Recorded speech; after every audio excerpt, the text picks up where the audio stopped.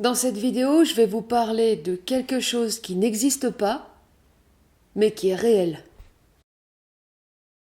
J'avais besoin, avant de parler du génie du fer, de faire cette vidéo sur le réel pour partager ma vision de ce qu'est le réel, à savoir une création. Le réel, c'est pas une entité, c'est pas une chose indubitable.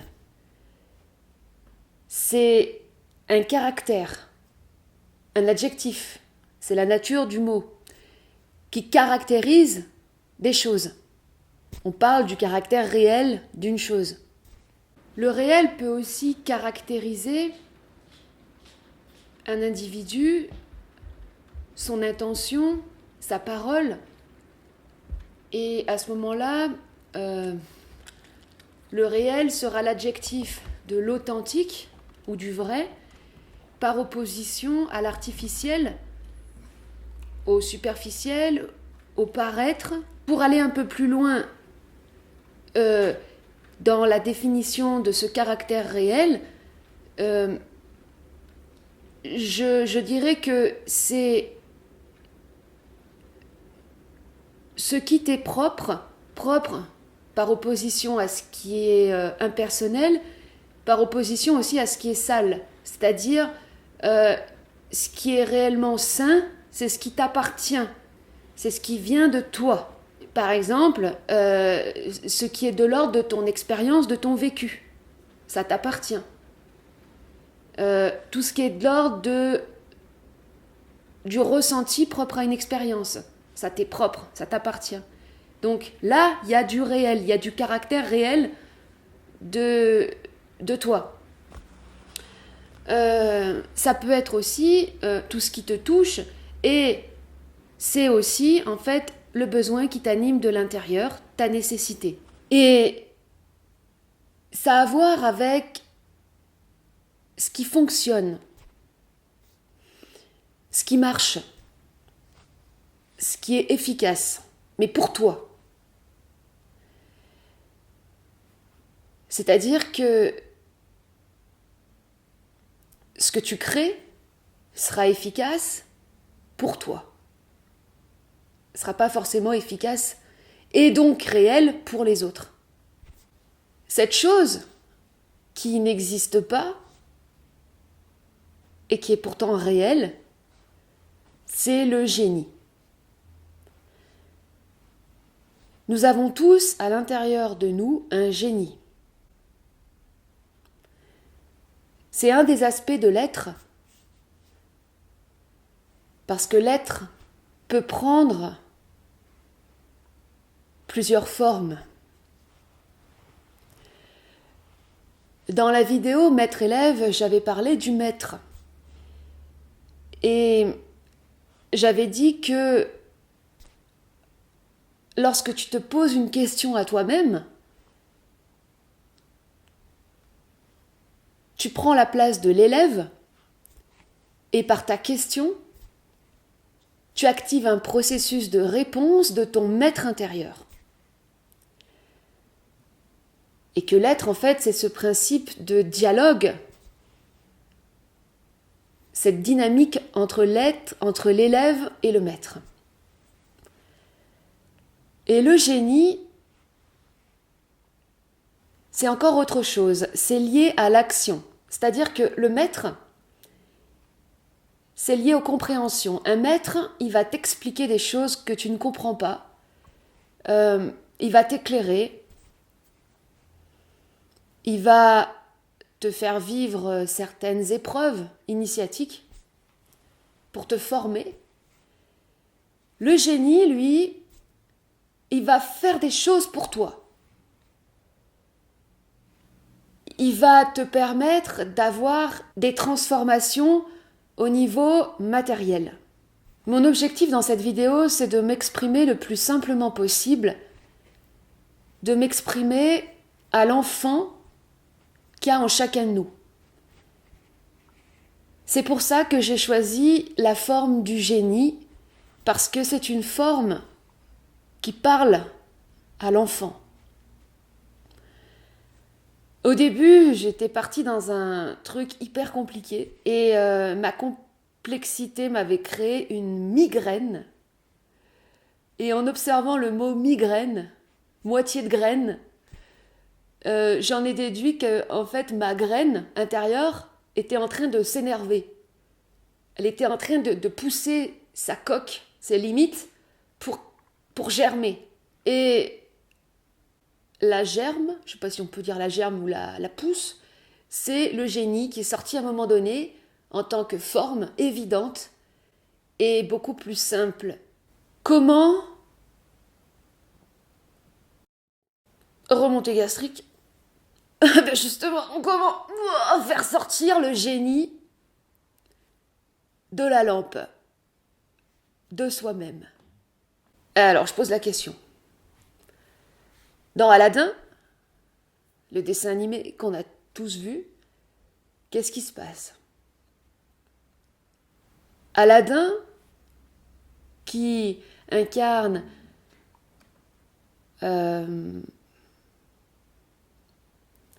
l'enfant ou le jeune homme naïf et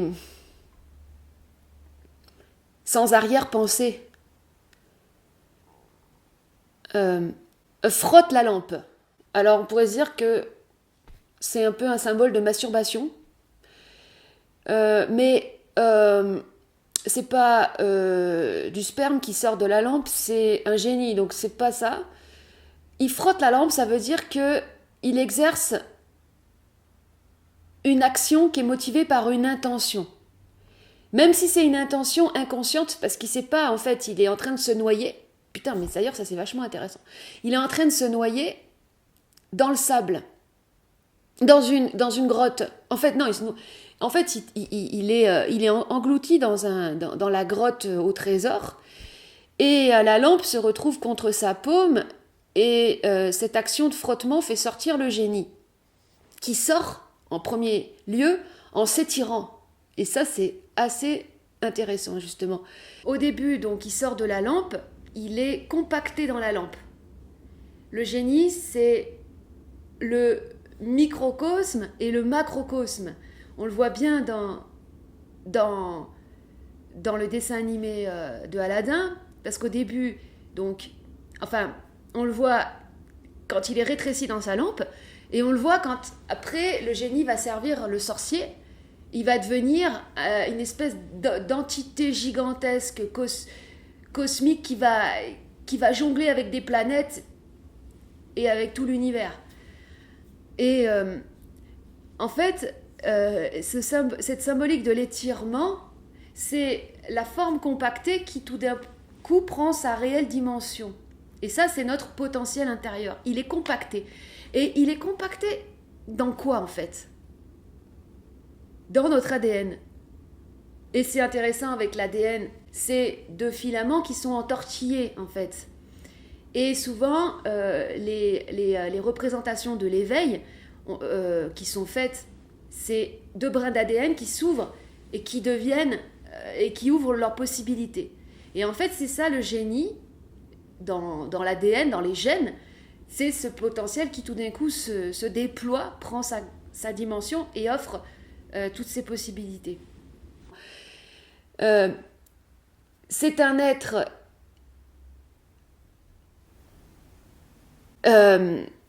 surnaturel, aux proportions démesurées, de couleur bleue, qui est capable de réaliser 3 souhaits dans l'histoire, 3 vœux, mais en gros, de réaliser tout ce que toi tu veux. Donc, il y a une action motivée par une intention, même si elle est inconsciente, qui est faite. Et en fait, cette action, c'est l'intention initiale. Et ensuite, ce qui va faire que le génie va réaliser ce que souhaite Aladdin, ça va être, tout simplement, la formulation, la verbalisation de son besoin. Et donc, tout simplement, pour faire sortir le génie qui est en nous, il s'agit de verbaliser son besoin.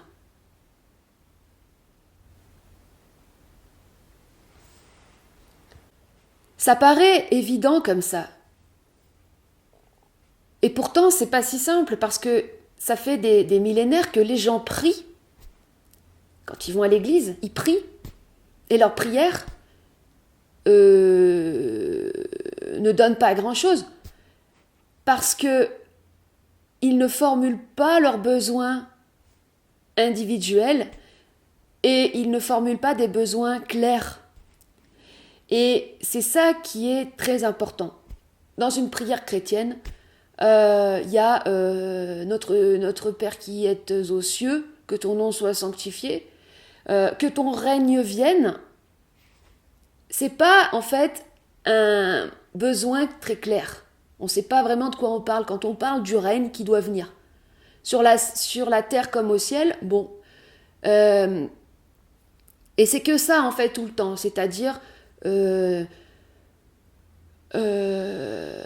délivre-nous du mal, ça veut dire délivre-nous du masculin, parce qu'il faut savoir que quand on parle une langue qui peut se comprendre de tous les sens possibles.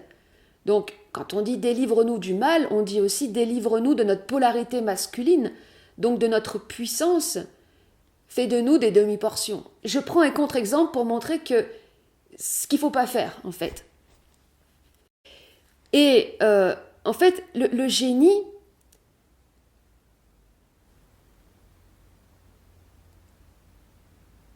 s'active, sort de la lampe quand il y a une réelle nécessité. Et justement, dans Aladdin, c'est le cas. Dans le dessin animé, le jeune homme est en train de mourir.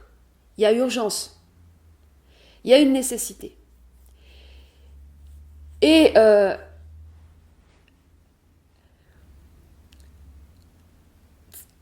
c'est dans ton quotidien que ce génie peut intervenir. Ça fait penser au liquide de nettoyage, c'est pas génie, comment il s'appelle? Le bonhomme chauve là. Monsieur propre. Ah mais non, c'est pas lui. Non mais il y a un autre, c'est génie je crois. Bah ouais, c'est la lessive. Bon, ouais, c'est le génie du quotidien.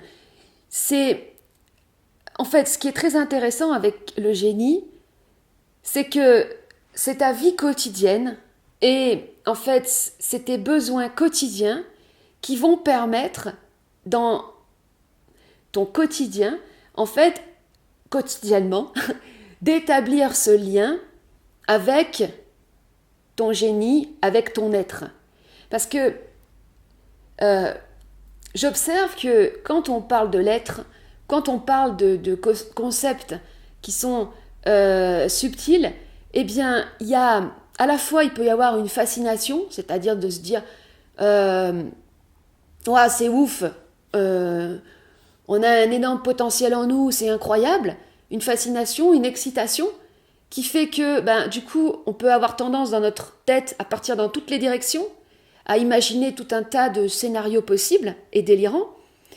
Et il y a une difficulté, en fait, à avoir accès à l'aspect concret, en fait, de cette fameuse chose qu'est l'être, au concret. Donc, établir ce lien entre le subtil, l'invisible, et le matériel, le physique. Et le génie, en fait, c'est le pont entre les deux. C'est le lien, et c'est ce qui va permettre de renforcer la connexion, donc avec l'être, on pourrait dire avec... enfin, vous appelez ça comme vous voulez. On peut dire le vrai moi, on peut dire l'aspect divin. Bon, ça, j'aime pas du tout, parce que ça, c'est le piège à fantasme et à délire narcissique, donc vaut mieux laisser ça de côté. Mais en tout cas, ce qui va permettre de vivre une vie harmonieuse, de s'épanouir et de réaliser son dessein, d'être sur sa voie. Donc, au quotidien, ça consiste tout simplement à verbaliser son besoin quand le besoin se manifeste, sur des choses extrêmement pragmatiques.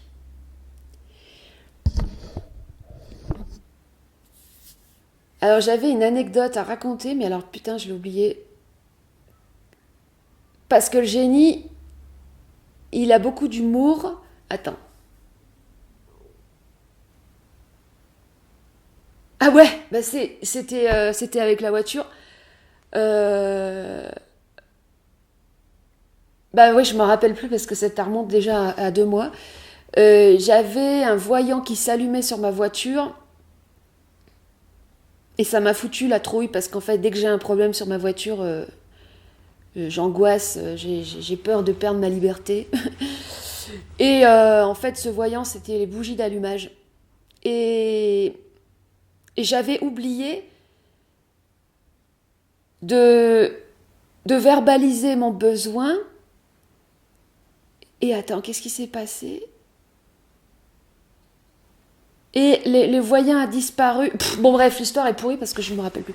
Mais bon, il y avait une symbolique avec les bougies d'allumage et le fait d'être présent à soi et de se rappeler de verbaliser son besoin et de contacter son génie. Parce que, en fait, au début, le réflexe n'est pas là encore.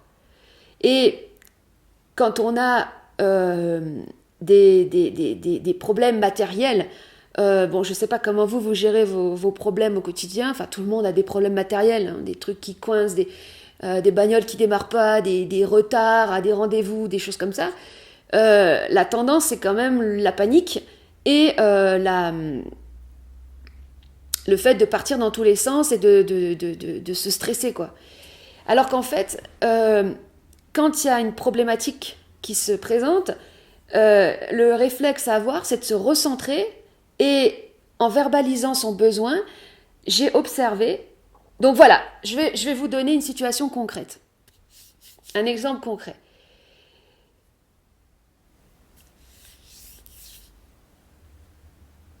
Ça m'arrive très souvent, enfin je dis très souvent, ça m'est arrivé plusieurs fois, de laisser la clé sur le compteur de la voiture et de vider la batterie. Sauf que j'ai toujours pas de trucs pour recharger, enfin, j'ai toujours pas acheté, j'ai toujours pas fait. Et là, le matin où j'ai vu ça, je devais être présente à 9h à un endroit, il était 9h moins quart, et donc j'ai eu un gros coup de stress. Habituellement, dans ces moments-là, je perds totalement mon sang-froid, je pars dans tous les sens, et c'est un enchaînement de catastrophes. C'est-à-dire que je cours, je glisse, je me pète la gueule, la manche elle se prend dans la portière, là il y a Loupiote qui est en face et qui te regarde comme ça, t'es là, mais t'as l'impression que tout te bloque.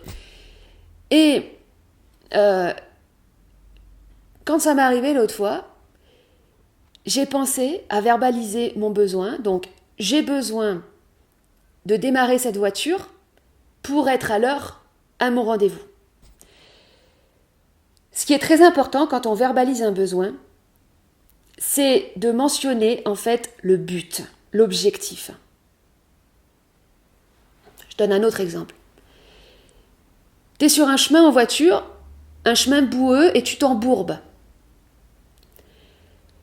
Quand tu t'embourbes dans une situation, tu vas avoir tendance en fait à te focaliser sur ton problème. Le fait d'avoir une roue embourbée. Et ça, c'est l'erreur. Quand tu es embourbé, il faut toujours penser en fait au but. C'est-à-dire que si tu es à cet endroit en voiture, c'est pourquoi ? Est-ce que c'est pour, je sais pas, aller camper ? Est-ce que c'est pour juste, t'as pris un raccourci et il faut que tu ailles chez une personne ? Bon, peu importe. Tu verbalises l'objectif de ton besoin. Parce que c'est ça qui va mettre la dynamique, qui va te faire sortir. Si tu sais pas où tu vas, si tu oublies de savoir où tu vas, tu t'enfonces encore plus en fait. J'ai verbalisé mon besoin. L'objectif, c'était d'être à l'heure. Et en fait, ce qui s'est passé, instantanément, c'est que je me suis recentrée et mes yeux, en fait, se sont dirigés aux endroits précis où ils devaient se diriger. J'ai fait les actions que je devais faire, prévenir la personne que j'aurais un léger retard, appeler le dépanneur qui vienne et tout. Tout s'est enchaîné, en fait, parfaitement. Comme si une intelligence prenait les manettes de mon corps.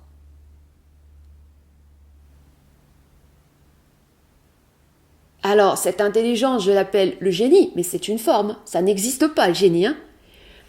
Par contre, c'est réel parce que ça fonctionne, c'est-à-dire que pour moi, cette forme du génie crée une connexion émotionnelle. Alors j'ai dit une connexion émotionnelle, j'ai pas précisé avec quel type d'émotion.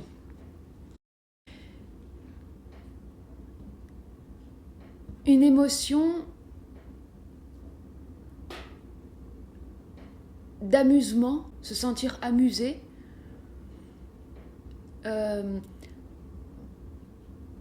et aussi une émotion, je ne sais pas comment la qualifier, qui crée en fait une sorte d'appétit, une envie de manger, mais pas quelque chose de physique. L'inspiration en fait. Alors, je ne sais pas comment on pourrait nommer cette émotion, se sentir inspiré, je sais pas. Les couleurs, les couleurs, les formes, les matières, les textures, pour moi, ça me crée cet appétit subtil.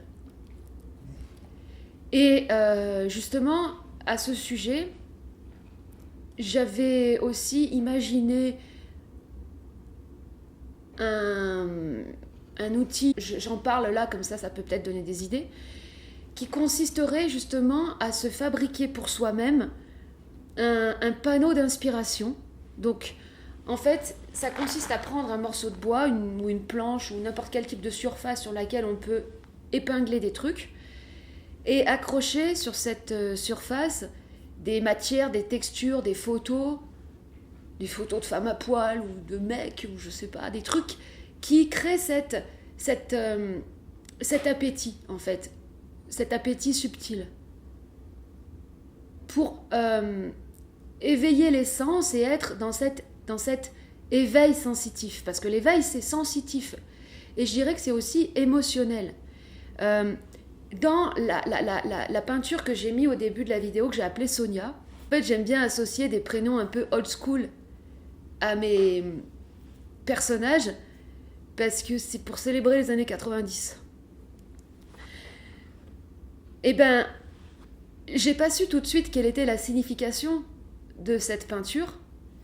Parce qu'au début, je me disais, c'est le fluo, les années 90, les paillettes, les lignes qui représentent, enfin les lignes, la vie, le courant de vie, quoi, voilà.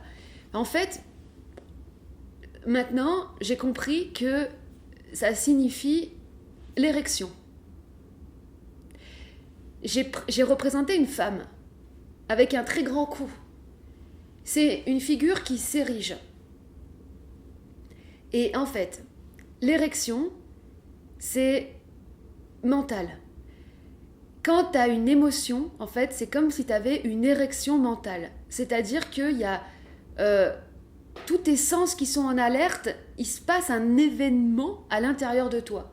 Comme un feu d'artifice, c'est quelque chose qui monte et qui éclate. Bon, en effet, le sexe de l'homme, il est en érection, il se dresse. Et je dirais que, en fait, l'esprit, je ne sais plus si je le dis dans la vidéo, l'esprit, c'est en fait la direction, je le dis dans l'autre vidéo, l'orientation que l'on donne à son mental. Donc en fait, c'est une forme d'érection. C'est pour ça qu'on associe l'esprit à l'aspect masculin, au vril, l'énergie du vril, l'énergie électrique, donc qui est redressée. Et quand je pense au génie, en fait, j'ai une émotion qui me crée une sorte d'érection mentale. On pourrait dire qui me fait bander mon mental. Alors, c'est ça qui crée la stimulation, qui fait que je suis en fait redressée dans ma tête. Voilà, je suis redressée et recentrée. Je pars pas dans toutes les directions. Voilà, c'est tout. Et c'est cette émotion qui me permet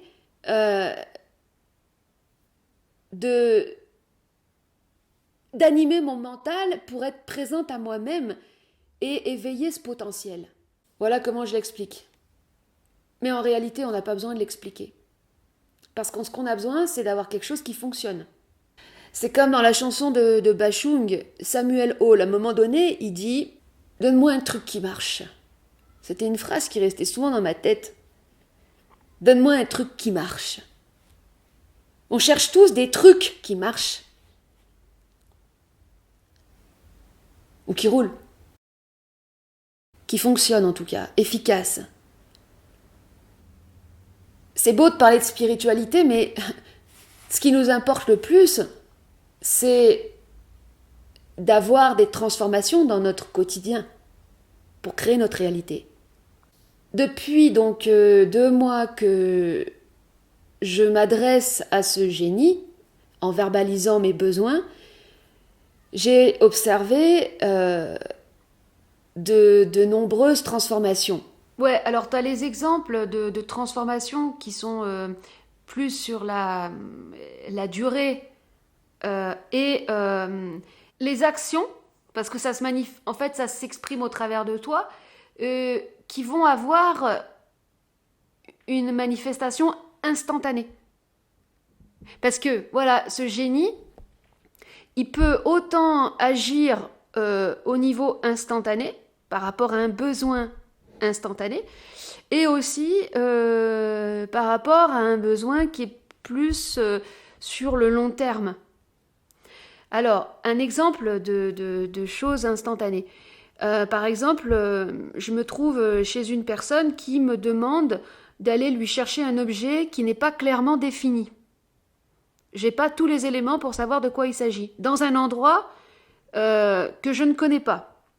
À ce moment-là, je vais verbaliser, je vais dire « Génie, j'ai besoin que tu me trouves l'objet dont cette personne a besoin. » Et là, mon regard se porte sur l'objet en question.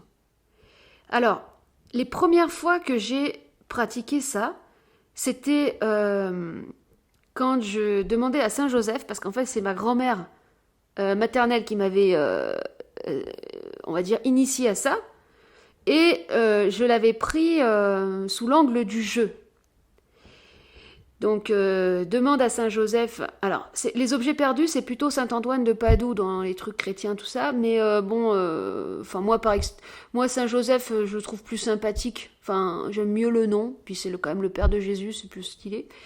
Donc, je disais, Saint-Joseph, aide-moi à trouver les clés. La première fois que ça m'est arrivé, ça, c'était un ami qui avait perdu ses clés dans un parc à Lyon. Et qui pouvait plus rentrer chez lui, qui m'avait simplement indiqué et qui devait aller au boulot. Donc en fait, il pouvait pas aller chercher les clés. Et je lui avais dit, moi je vais y aller, je vais te les trouver les clés. Et en fait, il m'avait indiqué plus ou moins une zone. Et au début, j'avais commencé à chercher avec mon sens logique. C'est-à-dire, je m'étais dit, bon, bah là, il y a le soleil, ça va faire un reflet, les clés vont briller, et puis je vais voir. Alors j'ai cherché un truc qui brillait, enfin j'avais trouvé un papier, je me souviens qui brillait, c'était pas ça. Puis à un moment donné, j'ai dit, bah vas-y, Saint-Joseph, dis-moi où sont les clés. Et là, j'avais observé que mon regard s'était tourné comme agi par un truc qui prend qui agit au travers de moi, et le regard s'était porté sur les clés. J'avais vraiment halluciné à ce moment-là, en fait. Ça a été vraiment euh, ouf, en fait. Et en même temps, hyper joyeux, quoi. J'étais hyper contente. Hyper contente. Puis bon, les clés, voilà, il y a toute une symbolique, bref. Et j'avais un peu zappé ce truc, même si quand j'étais avec ma grand-mère, j'aimais bien faire ça, souvent quand on a des objets perdus, mais j'étais un peu cantonnée aux objets perdus. Et en fait, avec ce concept de génie, en fait, comment il est arrivé ce concept de génie? Les origines du génie du fer. En 2009, j'avais créé un personnage que j'avais appelé Jennifer, que j'avais incarné au travers d'une performance. C'était un moyen pour moi de me distancier de ma création. Et à l'époque, j'étais ultra méga conditionnée, donc j'avais un discours gauchiste. Et je lisais Libération. Donc Jennifer, c'était un personnage prolétaire, pauvre, pour désacraliser la relation à l'art.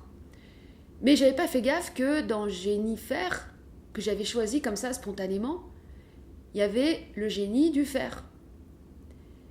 Donc je m'habillais dans le magasin Jennifer pour que ce soit raccord avec mon discours. Attends, j'ai noté un truc. Oui. Ce que je voulais dire, c'est que tout ce que tu fais sans réfléchir, c'est la raison aussi pour laquelle je parle vite. C'est que quand tu parles vite, tu vas plus vite que ta réflexion. T'as pas le temps de trop réfléchir, de trop t'apesantir sur ta pensée. Quand tu agis en suivant ton besoin, comme ça, dans cette spontanéité inspirée, eh bien en fait, tu entres naturellement, on pourrait dire, en channeling avec ton être.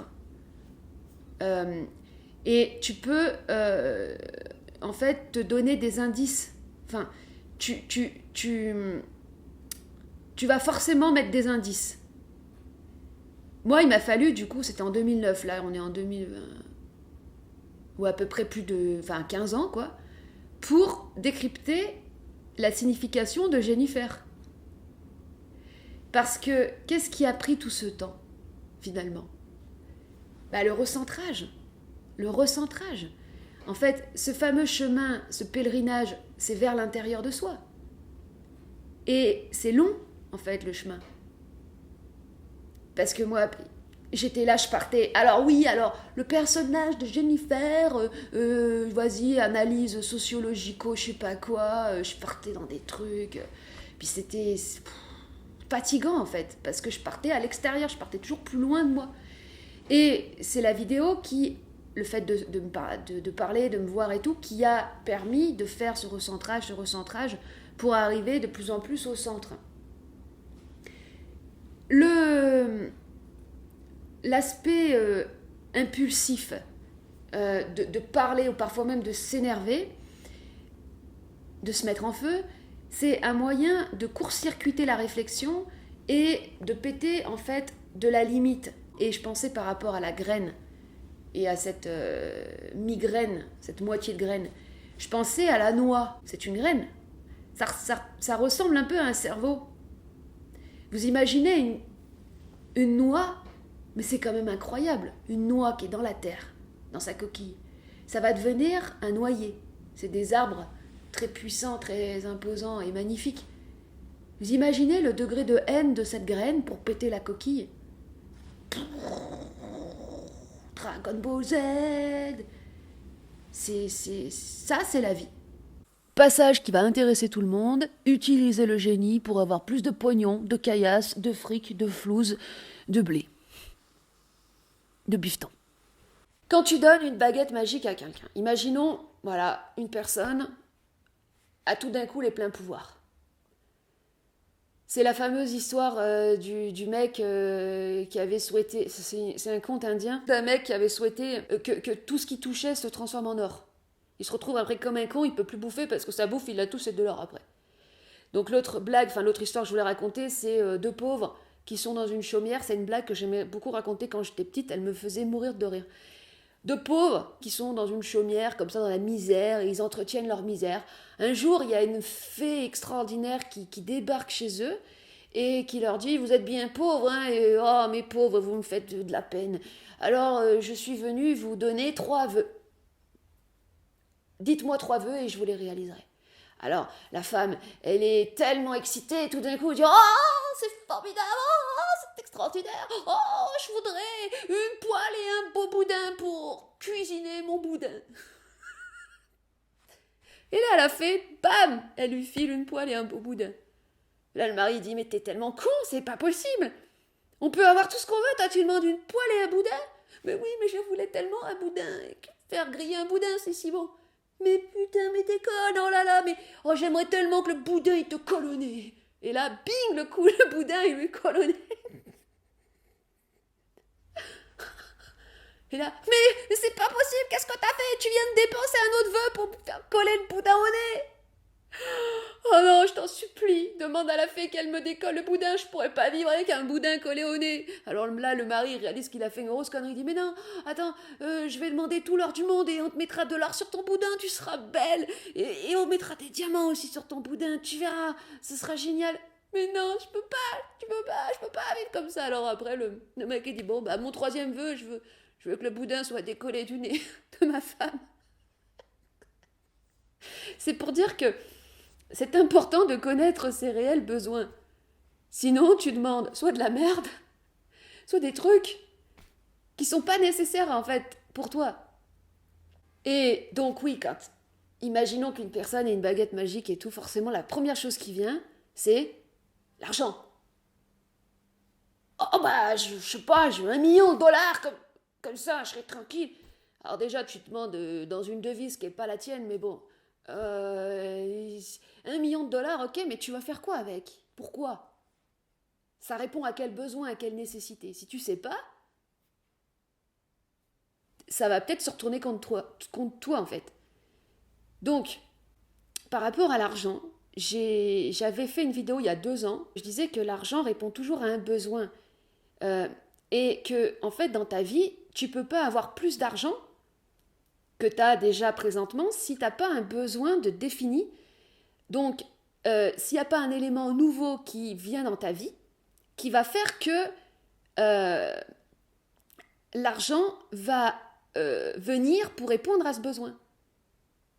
Par exemple, une personne qui aurait suffisamment d'argent pour vivre, même pauvrement, mais qui aurait assez, peut espérer avoir plus d'argent, mais elle n'en aura pas plus parce que si elle n'a pas un autre besoin, un besoin plus grand, une soif, il n'y aura aucune raison qu'il y ait un mouvement dans sa vie qui est de faire arriver de la nouveauté et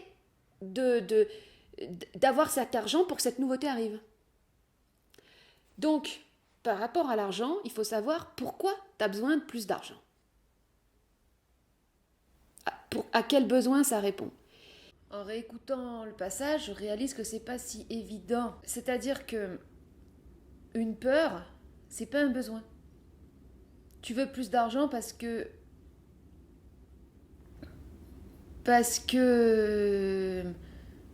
t'as peur de manquer.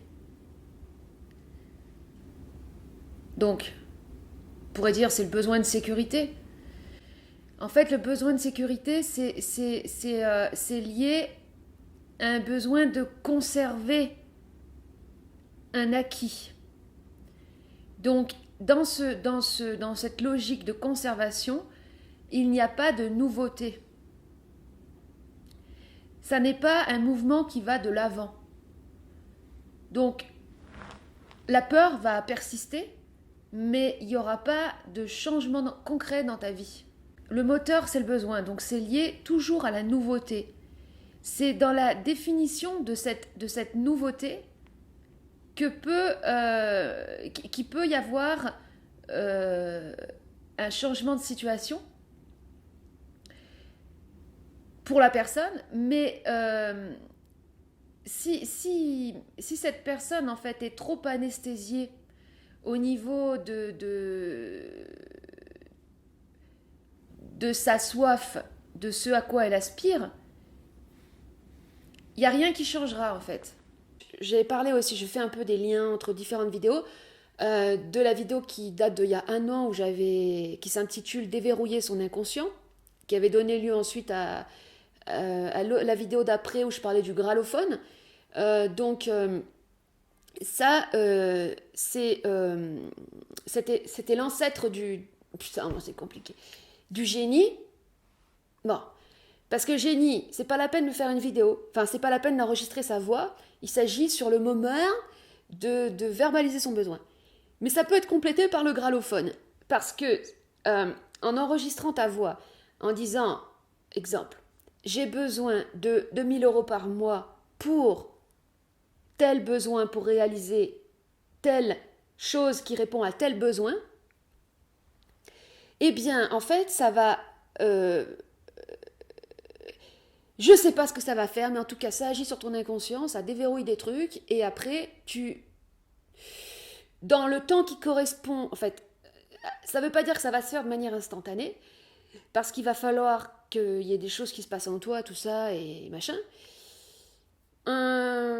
Mais ensuite, tu vas t'auto-programmer toi-même pour faire, sans réfléchir, en fait, sans analyser, ce qu'il faut pour avoir cet argent. Parce que c'est toi, en fait, qui va t'apporter l'argent. Hein. C'est pas l'argent, il va pas tomber du ciel, comme on dit. Alors l'autre fois, j'étais au magasin de bricolage, et je vais payer à la caisse, et je fais tomber de l'argent. Et alors elle dit, attention, elle fait tomber de l'argent. Je lui dis, on dit que l'argent tombe pas du ciel, mais si on le fait tomber soi-même, alors il tombe du ciel. Elle a dit, oh si vous y allez comme ça. Mais elle n'a pas terminé sa phrase. Moi ça m'a fait rire. Non, l'argent tombe pas du ciel, mais toi tu peux le faire tomber du ciel. Ton argent, c'est toi qui va en fait t'apporter à toi-même le moyen d'avoir cet argent. Mais le truc, c'est que, en fait, c'est ton haut potentiel qui sait comment y arriver. Parce que si tu restes simplement dans l'analyse et le calcul, tu vas aller puiser, en fait, tu vas penser à des choses que tu as déjà faites, à des moyens que tu connais déjà de gagner de l'argent, mais qui sont peut-être des moyens obsolètes. Ou bien alors, il faudra te réactualiser toi-même dans la relation à ta manière de gagner de l'argent. C'est pour ça qu'il faut s'adresser en fait au génie, c'est-à-dire à cet aspect en toi de l'intelligence que toi, t'as pas forcément, mais qui est quand même en toi. En fait, c'est ce que certains appellent le double quantique.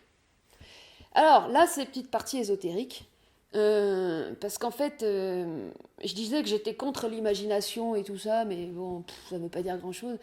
Quand j'étais branchée New Age, tout ça, il y avait un concept qui me faisait mais complètement triper, c'était les intraterrestres. Bon, déjà, c'était tout ce qui était extraterrestre, mais surtout les intraterrestres. C'est-à-dire des extraterrestres qui vivent dans la Terre. Alors, pas dans cette Terre-là, enfin, pas dans cette dimension, sous la Terre, enfin dans la Terre, mais dans une autre dimension plus subtile, on va dire. Ça me faisait complètement triper. Donc, pour ceux qui connaissent, hein, ces fameux confédérations galactiques, commando Ashtar de légumes, tout ça. Alors, c'est tous des blonds, mais pas beaucoup de noirs, hein. En fait, c'est vrai que ça schlingue, parce que c'est des visions fantasmées d'êtres supérieurs depuis nos complexes, depuis nos hontes.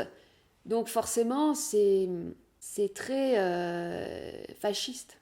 Il y a un côté fasciste là-dedans. Mais quand on va pas trop... Quand tu... Comment dire? Quand tu regardes pas trop les visions, enfin les représentations imagées que les autres en ont fait, juste le concept d'intraterrestre, je le trouve tripant. Et en fait, euh, enfin, nous on a tendance à toujours projeter à l'extérieur des choses qui sont en nous. Cet intraterrestre, c'est notre extraterrestre intérieur. Terrestre extra intérieur. En fait, c'est pas dans la Terre, c'est en nous. C'est notre potentiel. En fait, c'est notre être, tout simplement. Et il y a aussi un autre truc qui m'a toujours fait triper, c'est en fait c'est les dieux des religions hindouistes, Shiva, Krishna, et ils en ont autant que les super-héros de Marvel, quoi. Et puis il y en a qui sont sympathiques, il y en a qui sont des psychopathes qui se baladent avec des têtes qui ont des bras là, enfin tout plein de bras, et surtout ils sont bleus. C'est des grands bonhommes bleus comme ça. Et il y avait aussi un texte qui m'avait bien fait triper. C'était un texte de... Et je sais plus comment il s'appelle ce gars. Un grand gourou, enfin pas un gourou, mais je veux dire un grand auteur ésotérique qui parlait des hommes bleus. Les hommes du futur. Il disait dans le futur on sera bleu.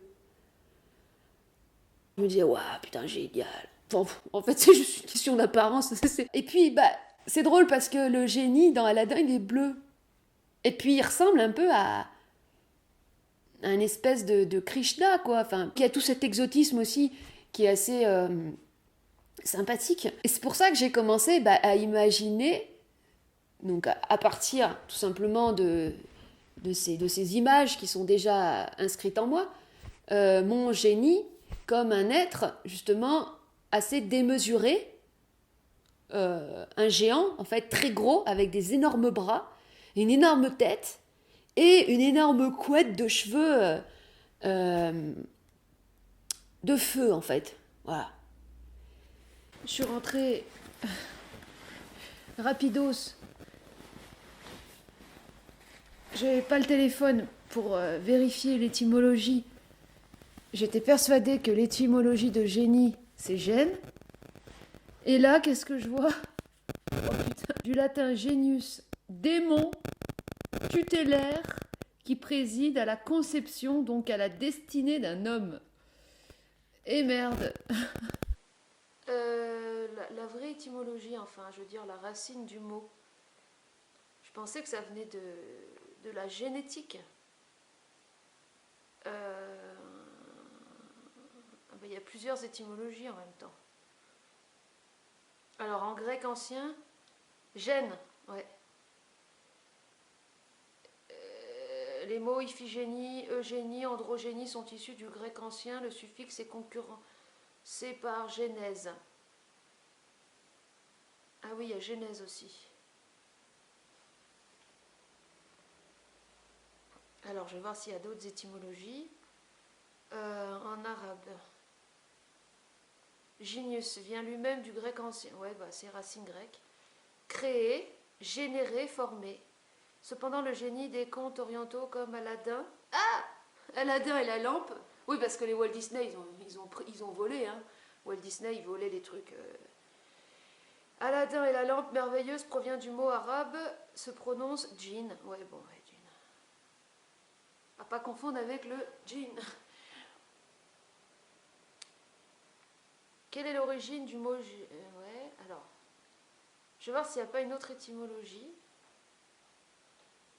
Caractère, tendance naturelle de l'esprit. Bon, bref. Ouais. Le mot en tant que tel, dans sa sonorité, a la même racine que gêne. Alors gêne, ça peut être ce qui nous gêne, ça peut être aussi les gènes, l'ADN. Et c'est ça que je trouve intéressant dans ce concept, c'est que comme c'est dans nos gènes, on ne peut pas imaginer que c'est à l'extérieur de nous. Et c'est ça qui est vraiment très important dans cette cet éveil du potentiel. Euh, c'est de renforcer le contact avec le soi, avec cette intériorité. On parle de l'ADN poubelle, donc de ce qui n'est pas utilisé. En fait, le poubelle, c'est plutôt le potentiel. Le terme, il n'est pas bon en fait. On devrait plutôt parler du potentiel dormant, du potentiel non exploité. Euh, le fait de faire appel au génie, ce que j'aime dans ce terme, c'est qu'on a cette notion de supra-intelligence, d'intelligence supérieure, mais qui est en nous en tant que potentiel. Et si c'est un potentiel, ça veut dire que on doit le solliciter. En fait, putain, j'avais jamais pensé à ça. Ce potentiel ne peut pas s'activer si l'individu ne le sollicite pas. Je veux dire, tu peux rester devant ta télé à manger tes chips. Il n'y a que toi pour faire l'action de faire sortir le génie de la lampe. Sinon, tu peux continuer ta vie comme ça, en fait. Et c'est ça que franchement, quand tu regardes Aladdin, moi, ce que j'aime bien avec les Disney, c'est que c'est des dessins animés qui sont très dynamiques. Tu vois, et que ce sont des contes, donc avec un héros qui est amené à traverser, à vivre une épreuve, mais il y a toujours des personnages pour faire des blagues, pour faire que, en gros, même dans les pires situations, il y a toujours un peu d'humour, quoi. Et ça, je trouve que c'est quand même très fort de la part de ces dessins animés. C'est aussi pour ça qu'ils sont aussi efficaces, en fait. Donc c'est très dynamique, c'est très stimulant, tu n'as pas de temps mort. Et quand tu regardes Aladdin avec cet œil que, en fait, toi, tu es Aladdin, et le génie, bah voilà, c'est ce qui est en toi, tu te marres, en fait, c'est trop marrant. Ça, parce qu'au début, ouais, quand il sort, ça fait un bail qu'il était enfermé dans sa lampe, hein, et que personne ne l'avait appelé. Et c'est un peu ce qui se passe avec notre propre génie. On ne le sollicite pas. Et donc justement, encore une fois, c'est dans ces petites actions, dans ces petites choses du quotidien très concrètes, où justement le fait que ce soit concret fait que tu pars pas dans des tu vois, comme les nuageux là, qui partent dans les nuages. Oh, je suis en 5e dimension, là, ça y est. Ah, j'ai les symptômes de l'ascension planétaire. Ah oui, oui. Non mais, ok, dans ta vie concrète, là, qu'est-ce qui a changé dans ta réalité à toi? Est-ce que tu as créé ta réalité? Bien souvent, c'est plutôt un enfoncement dans un truc pas cool, en fait. Donc là, il n'y a pas de possibilité de percher parce que ce génie du fer, il se sollicite sur des choses qui vont permettre de débloquer des situations concrètes. Voilà. Mon objectif là, ça va être de le faire en peinture, de faire un gros tableau en fait, enfin voilà. Le fait donc d'avoir imaginé ça, ça crée une connexion émotionnelle particulière qui me ramène directement à l'enfance. Et là, c'est là que ça marche le plus, c'est là que c'est le plus efficace. Quand tu es dans ce mode-là de l'enfance. Et j'ai donné un nom à ce génie pour l'appeler, parce que comme ça, c'est beaucoup plus direct. Et aussi, et puis, alors les possibilités sont infinies. Bon, là, je continue de... J'ai aussi demandé à ce génie, donc, qui me dise une musique, enfin un air, que je pourrais chanter pour être connecté à lui, en fait, quand j'en ai besoin, parce que des fois, dans des situations un peu tendues ou, voilà, hardcore, quoi. Quand tu chantes, quand tu fredonnes un air, souvent les gens qui sont au travail, ils fredonnent un air. Parce que quand tu fredonnes un air, tu rentres dans une ère, justement, tu rentres dans ta dimension, tu vas dans ta dimension et t'es protégé, en fait, d'une certaine manière. Donc, voilà, il y a un nom, je l'appelle, et il y a une musique. Et puis, j'ai repensé, donc quand j'étais enfant, et on l'a tous fait, je crois, on jouait, on se projetait dans des jeux qu'on inventait. Par exemple, moi, je jouais beaucoup aux petites voitures. Et en fait, quand j'avais une petite voiture, je la faisais rouler donc sur plein de surfaces. Par exemple, là, il y a une table, je la faisais rouler sur la longueur de la table, sur les objets, tout ça. Et en fait, les objets devenaient des décors et à ma petite voiture, quoi. Et donc, comme la plupart des enfants, je chantais en même temps. Je faisais le son, en fait, de mon film. Genre... Quand on était enfant, on crée naturellement notre réalité. On entrait naturellement dans notre réalité. C'est pour ça qu'on était quelque part protégé, j'ai envie de dire, de la pauvreté, de la réalité des adultes qui avaient déserté leur enfant intérieur et qui se faisaient chier comme des rats morts. Moi, j'ai tellement d'images en tête où je vois... Première image où j'ai pris conscience de l'ennui des adultes, c'était ma maîtresse de maternelle que je regardais, qui était dans le vide comme ça avec ses yeux. Pendant la récré. Et je me disais, mais pourquoi elle est comme ça? Mais elle est morte ou... Nous, on était dans nos réalités à chaque fois, en fait. Et après, c'est la réalité des autres, la pauvre réalité de fait de néant et de rien qui nous a englobés. On est parti dans la réalité des autres. Donc, en fait, le génie, c'est ce qui va nous permettre de nous remettre dans notre réalité par la verbalisation du besoin. Et en fait, tout le but, c'est de pouvoir vraiment connaître son besoin. Alors, je vais donner un autre exemple maintenant qui peut paraître qu'on pourrait associer à quelque chose de superficiel. Imaginons une jeune femme dont le rêve est de devenir actrice. En fait, la plupart des gens ne se demandent pas pourquoi, à quel besoin répondent ce qu'ils veulent leur rêve. C'est ça le problème. Et c'est pour ça que, en fait, leurs rêves deviennent des entreprises narcissiques après. Parce que ils savent pas. Donc, par défaut, c'est l'aspect narcissique. C'est-à-dire la victime, enfin, on pourrait dire l'aspect dissocié de l'humain qui se croit être rien, qui prend en fait les commandes de l'entreprise pour se sentir exister.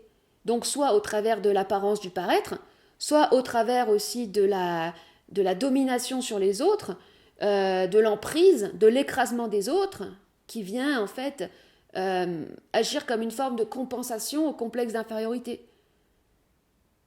Et puis surtout, c'est le drame personnel la fatalité du destin, qui va finalement rattraper l'individu pour le détruire, parce qu'il ne se sera pas délivré, affranchi de son drame. En soi, le cinéma, ça peut être un truc réel, ça pourrait être un truc réel.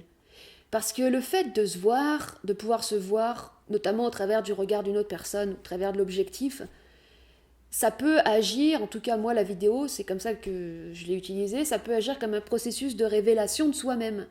Et en fait, quand tu connais ton vrai besoin pour toutes les choses que tu désires réaliser, alors il y a tout qui s'ouvre, comme Noé qui ouvre. Ah merde, c'est pas Noé qui a ouvert la mer. Le chemin s'ouvre. Il y a le chemin qui s'ouvre. Il y a la voie qui s'ouvre. Le plus important, c'est de verbaliser son besoin. Parce que la parole est une activation de processus. Parce que lorsque tu parles, tu rends réelle ton intention. Tant que tu penses à quelque chose, ton intention reste intérieure. Lorsque tu la verbalises, elle devient extérieure. Et surtout, en fait, elle va prendre... Voilà, c'est ça. Et j'explique comment ça fonctionne, ce recentrage instantané? C'est que, en fait, quand il t'arrive un problème, tu perds un objet, tu vas avoir tes pensées qui vont partir dans tous les sens. Et toi, tu as besoin, en fait, que ton mental soit absolument et totalement recentré sur une chose. Comme le Jedi, tu vois, il a son site là à combattre, S'il commence à regarder son téléphone, être là et tout, le site, il va le défoncer. Donc, il doit être méga centré. Et quand tu parles à haute voix, eh bien en fait, ta parole, ta verbalisation fait autorité sur les pensées. C'est un peu comme si tu étais dans une classe avec plein d'enfants qui parlent dans tous les sens et tu as le maître qui arrive, qui commence à parler. On va plus entendre le maître que les enfants qui chuchotent. Et les pensées, c'est les enfants, enfin les gamins qui chuchotent dans tous les sens. Voilà. La parole, c'est donc ce qui va faire autorité sur les pensées et qui va donc manifester clairement l'intention. Une parole, c'est plus clair qu'une pensée. D'ailleurs, on observe bien que quand on commence à mettre à haute voix sa pensée, au début, c'est parfois confus. Parce que dans notre esprit, nos pensées sont claires. Tant qu'on ne les a pas mises à haute voix, on ne sait pas si elles sont vraiment claires. C'est un peu comme pour la voix. Dans notre tête, on est persuadé qu'on chante juste. Quand on se met à chanter à haute voix, ah ouais, en fait, c'est pas si juste. Tant que c'est pas sorti, on ne peut pas mesurer la justesse ou la clarté de la pensée. Ensuite, donc là, je fais un écho au dialogue qu'on a eu avec Myriam il y a déjà 2 mois, je crois, sur la chaîne Radio de Lettres, où on a parlé du concept de livreur. C'est un peu la même chose en fait. Hein. On parle du fait que quand on passe sa commande, au livreur ou au génie, peu importe la forme qu'on prend, parfois le chemin pour arriver au but n'est pas droit. Par exemple, l'autre fois, j'ai perdu ma carte mémoire là pour mes. Enfin bref, je dis génie, j'ai besoin de retrouver ma carte. Là, je la retrouve pas. J'ai besoin de retrouver ma carte pour pouvoir faire ma vidéo. Pourquoi tu as besoin de faire la vidéo ? J'ai besoin de faire la vidéo. Tu vois, tu vas toujours dans le besoin. J'ai besoin de faire la vidéo parce que j'ai besoin de m'apporter une stimulation mentale, éclaircir mes idées. Voilà. C'est bon, là, tu as le but. Il se peut que tu ne retrouves pas tout de suite le truc. Et que, en fait, finalement, tu fasses autre merde. T'as pas pris cette carte mémoire, t'en as pris une autre, t'as pris un autre micro. Parce que toi, tu dois aller vers ton but. D'accord ? Après, tu fais le truc et oh putain, tu le retrouves. Tu vois ce que je veux dire ? C'est que c'est pas dingue comme ça. Le but, c'est d'aller toi à ton but et après, les choses se débloquent. Faut toujours faire next one. Faut jamais rester bloqué sur son truc qui coince. Et c'est l'erreur qu'on fait souvent.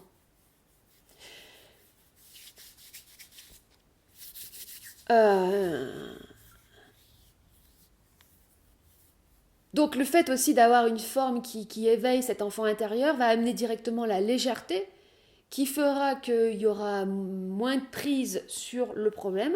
Ça c'est très important parce que si tu as des prises... Bon après ça peut marcher aussi. Par exemple l'autre fois, la route était gelée. Bon, j'étais en total, hein. C'était avant qu'ils mettent le sel et tout, parce que maintenant qu'ils ont le sel sur la route, ça va. Mais au début, là, t'as le verglas et tout le matin, putain, laisse tomber, moi j'étais en panique et tout. Donc là, j'ai dit, génie, j'ai besoin d'avoir une conduite sécurisée, confiante. Alors, très important, ne jamais utiliser le négatif. Et ça, c'est les erreurs aussi que font les chrétiens quand ils disent... ne nous soumets pas à la tentation, ça veut dire soumets-nous à la tentation. Mais la tentation, le problème, c'est qu'on ne sait pas de quoi il parle. Tentation de quoi ? De manger une glace Magnum ? De regarder des films porno ? On ne sait pas ce que c'est, la tentation. Tentation, on est tout le temps tenté, en fait. Là, je suis tentée de dire oh putain, tu vois, ça va rien dire. Donc, il faut le négatif, non. Le positif, ou plutôt, je dirais le créatif. Si tu dis j'ai besoin de ne pas glisser, tu dis glisser en fait. Ou si tu dis j'ai besoin de ne pas avoir d'accident, tu dis accident quand même. Donc, en positif, en créatif, qu'est-ce que tu veux ? C'est comme dans les... Bon, j'en ai déjà parlé plein de fois, en politique, les gens... Non, nous sommes contre la retraite. Alors vous êtes pourquoi du coup ? Qu'est-ce que vous voulez ? Qu'est-ce que vous avez besoin ? Tant que vous ne serez pas capable de le dire, bah c'est ce qui... vous ne créerez rien, donc vous nourrirez la chose pour laquelle vous vous opposez. Parce que vous donnez votre énergie, votre haine, qui est l'énergie la plus puissante, en réalité, c'est l'énergie motrice. Je reprends l'exemple de la graine dont je parle dans la vidéo, là, mais c'est vraiment comme ça que je le vois. En fait, dans tous ces moments où j'ai eu créé quelque chose, je sentais que j'avais une haine intérieure. Et c'est la graine imaginez une graine qui devient un chêne. Si on pouvait voir ce processus en accéléré, on verrait un truc qui s'énerve en fait, un truc qui fait comme Dragon Ball Z, un truc, bouah, une explosion. Eh ben, tu mets ta haine sur un truc, tu le fais grossir ton machin. Donc si tu dis je ne veux pas avoir d'accident, ouh là c'est pas bon. Donc tu dis j'ai besoin d'arriver à ma destination. J'allais dire entière. Non, qu'est-ce que je dis moi Bon ben là je sais plus, je suis plus dans le contexte. D'avoir une conduite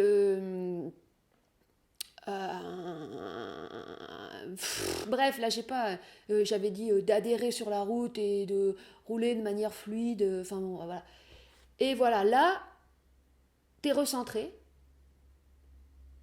Donc parce qu'en fait, qu'est-ce qui se passe? Je dis, c'est l'intelligence qui prend le dessus. Qu'est-ce qui nous fait foirer? Qu'est-ce qui nous fait chuter, en fait? Qu'est-ce qui nous fait faire des conneries? Nos absences? T'es plus là? Ou les pensées qui nous... Tu sais, genre un truc, genre... bam! Tu vois? Donc il n'y a plus tout ça, en fait. Puisque ta parole, ta verbalisation, t'as recentré sur l'objectif. Pendant le temps nécessaire pour accomplir ce que tu as besoin d'accomplir. Dans un autre exemple, tu dois passer un entretien d'embauche, mais t'es flippé. T'es flippé. Donc ça, c'est vraiment un exemple de truc où justement, tes pensées, elles peuvent te faire casser la gueule, elles peuvent te faire bégayer, elles peuvent te faire rougir, elles peuvent te faire une grosse blague de cul parce qu'en fait, t'es mal à l'aise et tu sais pas pourquoi tu fais cette blague, mais c'est pour compenser un malaise, tu vois. Et après, tu t'en veux toute ta vie, quoi. Donc là, si tu as un entretien, tu dis j'ai besoin, ce que tu as besoin, j'ai besoin de pouvoir m'exprimer avec fluidité, avec confiance, j'ai besoin de regarder mon interlocuteur dans les yeux, j'ai besoin de l'écouter. Alors, on va pas dire sans le couper, parce que sans le couper, il y a du négatif, de l'écouter et de lui donner la sensation qu'il est écouté, pour moi, de mon côté, parler quand il est nécessaire que je parle, tout ça. J'ai observé un truc. C'est aussi la raison pour laquelle, à chaque fois que je trouve un truc, j'ai besoin d'en parler en vidéo. C'est que quand je verbalise le truc en vidéo, que je fais une vidéo sur le truc en question,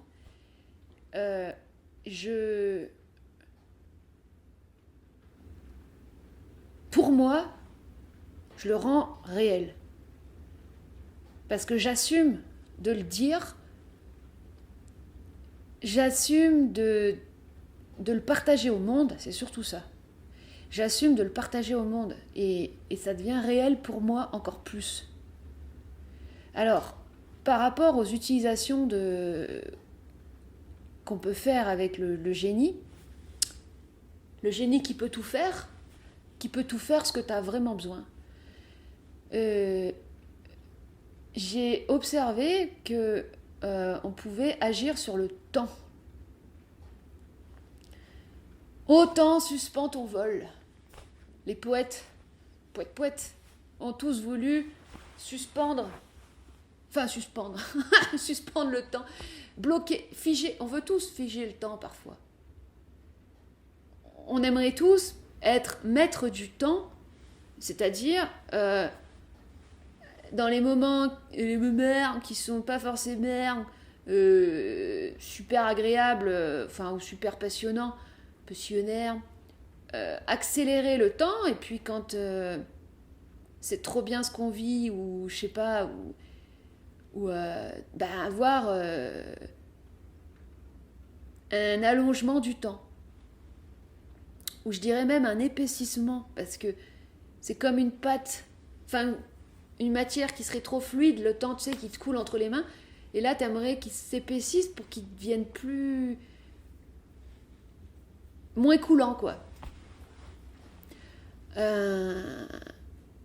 C'est un peu un fromage, en fait. C'est vraiment du fromage. Eh bien, le temps est quelque chose d'extrêmement subjectif. Bon, déjà, c'est un concept, le temps, parce que, par exemple, pour un chien, il n'y a pas de temps. Il n'a pas la notion du temps. C'est une notion. Donc, si c'est une notion et que c'est subjectif, on peut agir dessus. Alors, vous allez me dire, enfin, vous pouvez pas parce que vous n'êtes pas dans la vidéo, mais vous allez me dire, hé, tu vieillis, regarde, tu vois ta gueule, elle n'est pas la même avec les années. Alors, le temps existe bien.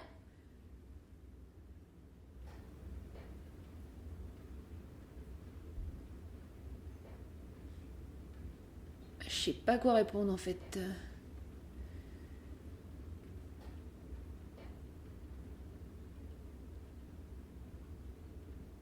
Ouais.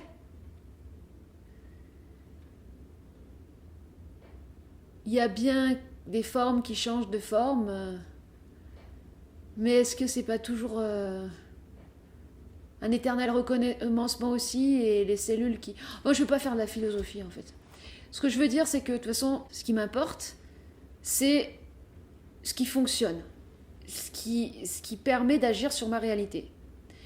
Des fois, tu as des trucs que tu as besoin de comprendre et d'autres trucs, ça sert à rien de les comprendre, c'est pas nécessaire. Donc, ça, j'en ai vraiment besoin parfois d'avoir une accélération du temps. C'est très utile pour moi.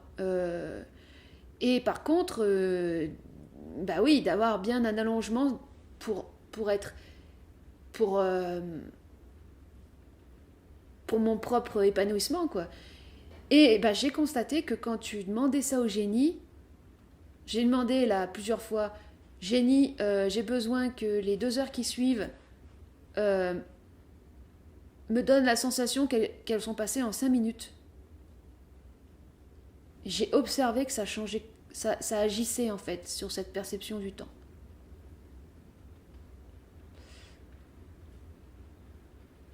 C'est ouf, quoi. Mais si tout est... Et si tout était subjectif finalement, est-ce que... Et si tout dépendait de notre propre perception,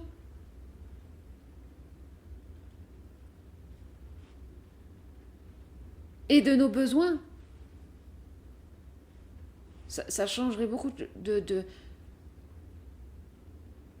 Est-ce que ce qu'on subit, c'est pas plutôt ce qu'on croit qui est et qui n'est pas? Exemple, une tâche qualifiée de pénible. Une tâche que les gens qualifient de pénible. Que les gens trouvent pénible. Bah, par exemple, la vaisselle. Voilà. Les gens disent, ah, c'est chiant de faire la vaisselle. Mais qui est le premier ou la première à avoir dit que c'était chiant la vaisselle? Et donc, si on peut agir sur notre relation aux actions, aux choses, à l'environnement, alors ce qui était pénible devient intéressant, quoi. C'est ça qui est intéressant. Et c'est là-dessus que, justement, ce génie peut avoir une action. C'est infini, en fait. C'est-à-dire que, une fois que tu as réussi à avoir ce boulot, tu peux dire à ton génie, tu peux demander à ton génie, j'ai besoin de m'épanouir au travers de ce travail. J'ai besoin de trouver le moyen de m'épanouir dans cette activité. Et le génie va te faire t'épanouir. Alors, là où c'est parfois délicat, c'est que coexistent en nous-mêmes différents aspects de notre personnalité et de notre nature authentique. Nous avons tous un ou plusieurs personnages. C'est cette partie en nous qui veut faire partie du monde des autres. L'aspect narcissique. C'est cet aspect qui en veut toujours plus. Et j'ai observé qu'il n'en a jamais assez parce qu'en fait c'est un gouffre. Le personnage, il n'a pas de fond. C'est un masque. C'est un masque, c'est juste un masque qu'on s'est créé, enfin qu'on a emprunté pour pouvoir avoir notre place dans la société et être accepté des autres. C'est une stratégie de survie en fait grégaire. Donc par exemple moi mon personnage, j'en avais plusieurs, hein. Enfin j'en ai, je les ai encore, je les utilise parfois. J'ai le personnage de la meuf un peu loufoque qui fait des blagues, enfin bref. Euh, Ça repose sur du rien, sur du néant, sur du vide. Et sur des envies qui ne nous appartiennent pas. Et quand je dis que ce personnage, il en a jamais assez, c'est que il est rempli de néant, donc en fait, il aspire. Par rapport à l'aspect narcissique dans l'être humain, cet aspect, euh, cet aspect qu'on a tous, je voulais en remettre une couche et parler d'actualité, enfin de l'affaire Depardieu, parce que ça m'a quand même, ça m'a fait un choc d'apprendre que il avait violé des femmes. Et pour moi, c'était le personnage public qui se rapproche le plus de ce que c'est qu'un être humain, quoi. Un être humain authentique et tout. Donc, c'est hyper intéressant parce que cet individu est un exemple de cette terrible cohabitation du personnage et de l'être. Parce que lui, il a vraiment ces deux aspects. Quand il parle, ou quand il s'exprime, parfois, il est dans son être. Ça a été, enfin, pour moi, peut-être une des seules personnes, oui, comme je disais, publiques, euh, à l'avoir entendu, putain, j'arrive pas à parler, à l'avoir entendu parler à la télévision de manière vraie, c'est-à-dire sensible, vulnérable aussi, sans savoir à l'avance ce qu'il allait dire. Et puis quand il chante Barbara, moi j'aime pas Barbara, c'est trop gothique pour moi, c'est trop un culte de la souffrance et du naufrage. Mais quand il le chante très juste. Il n'est pas dans le fake, quoi. Il fait pas de l'artifice. Et il est à nu, quoi. Mais en même temps, il a son personnage. Et bah, c'est le fameux roman Dr. Jekyll et Mr. Hyde, hein, c'est ça. C'est deux aspects. Le personnage qui écrase complètement l'être, qui prend toute la place. C'est un truc qu'on vit tous, la dissociation. C'est-à-dire cette coupure avec l'être. Comment on la vit? Peut-être dès la naissance, en fait, parce que t'es éjecté du ventre de ta mère, donc tu vis l'entrée dans le monde comme un exil. T'es éjecté d'un milieu où t'es bien et tu passes dans un milieu où t'es pas bien.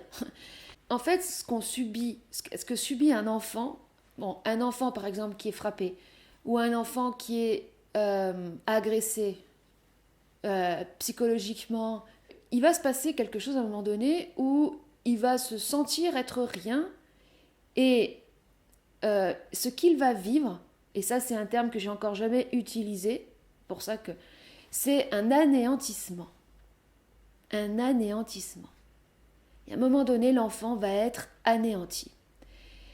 C'est-à-dire qu'il va se sentir être rien par rapport à l'adulte, être une sous-merde, ne rien valoir, aussi parce qu'il n'est pas considéré, hein. Il y a plein de façons en fait par lesquelles cet anéantissement se produit. Et comme il se sent être rien, eh bien en fait il croit être rien et il ne sait pas faire de distinction entre ce qu'il sent et ce qu'il croit être. Et ça j'en ai déjà parlé une fois, mais là je le répète, parce que c'est ça qu'on doit apprendre aux enfants. On doit leur dire que ce que tu sens, ça n'est pas ce que tu es. C'est pas parce que tu te sens coupable, c'est pas parce que tu te sens être rien que tu es rien. Tant qu'on ne pourra pas expliquer ça aux enfants, parce que ça, par contre, c'est quelque chose qu'on comprend avec la maturité. C'est ton cerveau, une fois qu'il mûrit, bien, tu commences à faire la séparation. Mais ça, tu peux pas techniquement, enfin, je veux dire, mentalement, tu sais pas le faire, enfant, ça. Tu sais pas le faire. Tu sais pas avoir du recul, c'est pas quelque chose que tu sais faire. L'enfant, il vit littéralement un anéantissement. Et en fait, cet anéantissement est invisible, il ne se voit pas. Car aussitôt qu'il est vécu, instinctivement, par principe de mimétisme et par logique de survie, pour réintégrer le monde dans lequel il se croit exilé ou rejeté, il va prendre un accessoire, un masque, un personnage, et il va revêtir le costume de ce personnage. Sauf que en fait, ce personnage, il va être rempli de son néant. Et ce néant, c'est un trou noir, c'est un gouffre. Voilà, c'est ça que je voulais dire tout à l'heure par rapport à la nourriture. C'est un gouffre ou un trou noir aspirant qui fait que l'individu dans son personnage va aspirer en fait l'énergie des autres. Et les gens qui agressent, les gens qui violent, en fait, ils le font même pas pour le plaisir, en fait. Hein. C'est une action inconsciente et mécanique de prédation de l'énergie de la personne. Et c'est la raison pour laquelle c'est extrêmement terrifiant. Comment ça se fait que une simple main posée sur toi, c'est quand même pas grand-chose, une main qui se pose sur toi. Et un regard, on se dirait, c'est rien. Je sais que pour certaines personnes, quand ils écoutent les témoignages de ces femmes qui disent qu'il a posé sa main, une main qui se pose, tu te dis, ouais, c'est bon, elle fait tout un fromage pour une main. Et elle essaye pas un peu de se faire son intéressante. Et je sais qu'il y a des gens qui ont ces pensées. Mais le truc, c'est que, en fait, c'est terrible, c'est terrifiant. C'est terrifiant, mais... Et pourtant, à l'extérieur, c'est pas si terrifiant que ça. Mais qu'est-ce qui est terrifiant ? C'est l'intention, en fait, de ce personnage obscur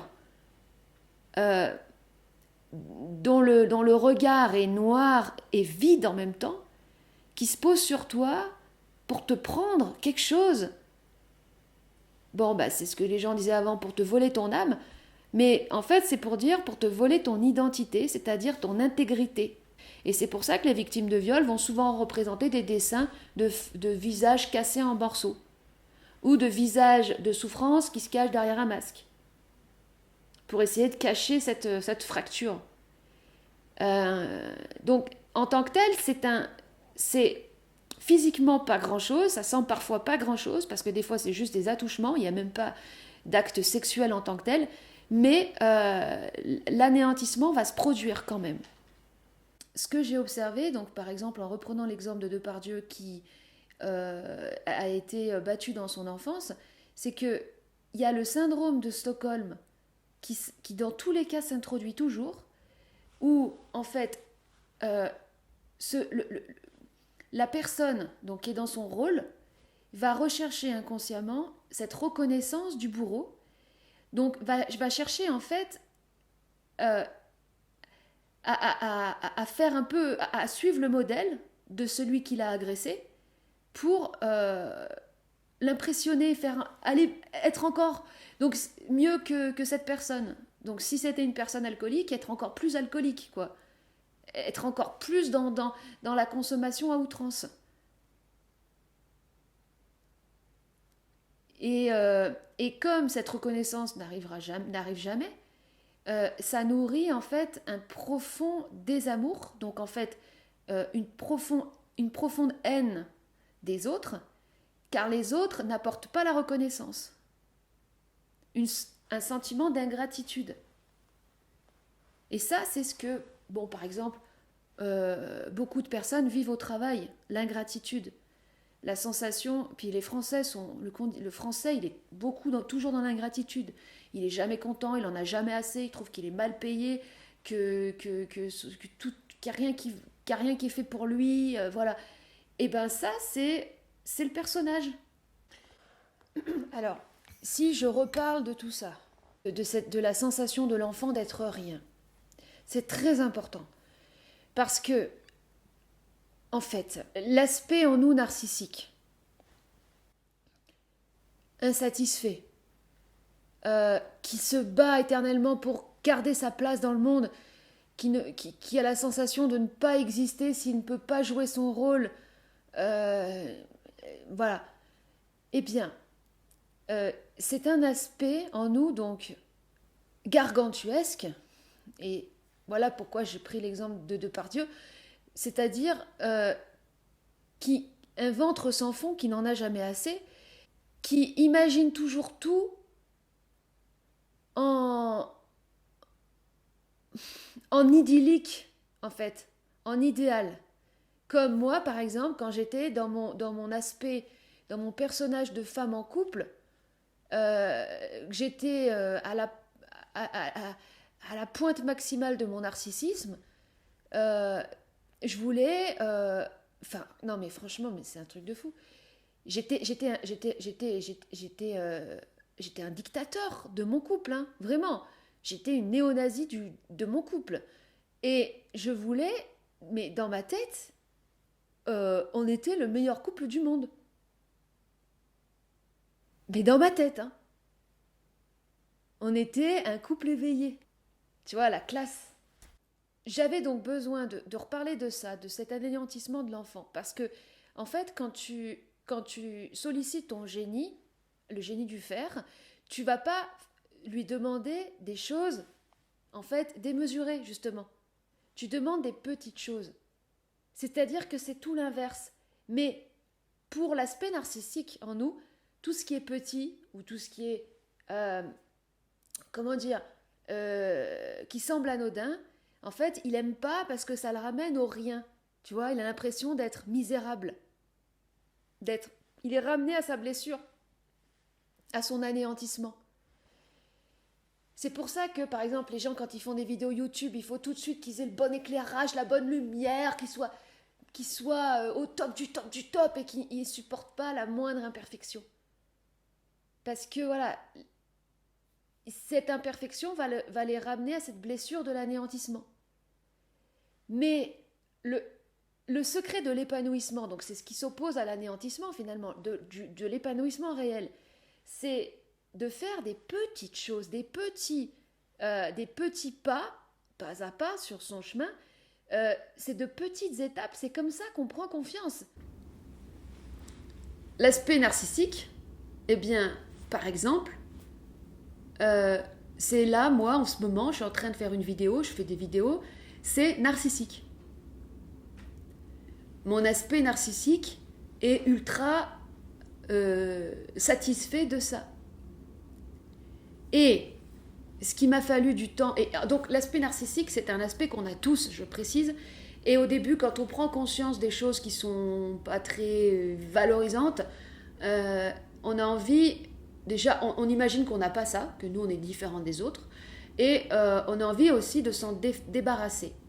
Mais ce qui m'a fallu du temps à capter, c'est qu'en fait, tous ces éléments dont on prend conscience qui nous constituent, tous les éléments qui nous constituent dont on prend conscience, on doit simplement les intégrer dans notre grand projet.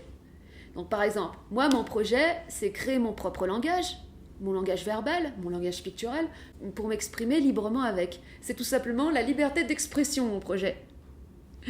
Vive la France!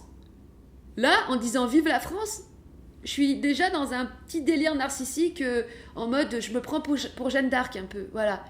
Et le truc c'est que si en fait tous ces éléments qui te composent, ils vont dans la même direction, eh ben c'est bon. Le but c'est d'harmoniser tout ça.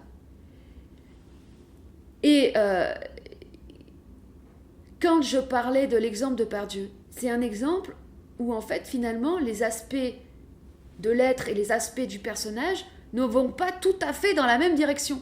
Ils vont dans des directions en fait opposées, parce que tant que t'as pas, comment dire, tant que tu t'es pas recentré, d'accord, sur ton être et pour savoir où tu vas, par défaut, en fait, t'es un ensemble disloqué, fracturé, fragmenté suite à la dissociation, et donc toutes tes parties elles vont dans des directions différentes. Et ça crée en fait, ça peut créer en fait la folie, tout simplement. C'est-à-dire, ça crée un déchirement mental, et la personne, elle est disloquée, en fait. Et à un moment donné, il y a un truc qui se casse dans la tête, quoi. Juste, bon, je suis pas médecin, mais voilà, je l'interprète comme ça. Donc, c'est pour ça que c'est important d'harmoniser tous ces aspects. Et aussi, cet aspect narcissique. C'est ce que j'appelais avant les bestioles, en fait. Hein. C'est le petit gremlins à l'intérieur de nous qui fait aussi, alors qui aime bien, qui est exhibitionniste, qui aime bien se montrer, mais pour ceux qui n'aiment pas se montrer, ça peut être aussi les caprices. C'est-à-dire, par exemple, manger la gourmandise excessive. Tu vois, tu manges des trucs, tu sais que c'est pas bon, mais tu y retournes. Tu t'as passé 2 heures sur ton téléphone, tu sais que c'est pas bien, mais tu continues, tu vois. Et ou par exemple, ça peut être aussi le sarcasme, la moquerie, enfin, tout simplement le gremlins, voilà, c'est l'exemple parfait de cet aspect-là en nous.